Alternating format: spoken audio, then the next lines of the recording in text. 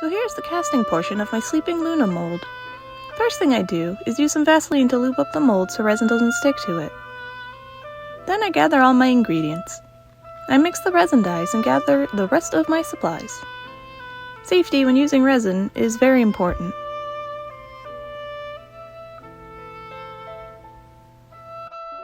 I decided to use art resin. It's a thick 2-part clear epoxy resin that cures in 24 and longer hours.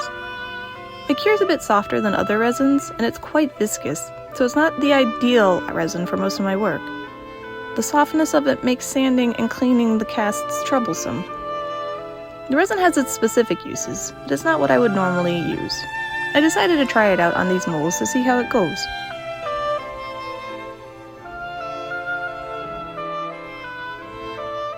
Since the resin is so thick, these absolutely have to be pressure cast.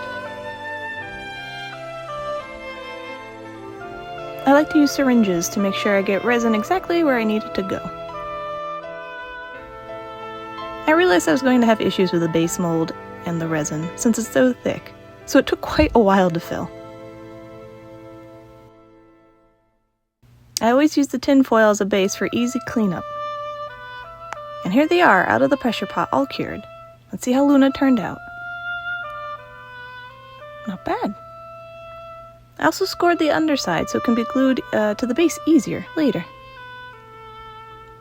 The base actually came out pretty good for all things considered. A bubble underneath it, but that's no big deal. So far so good.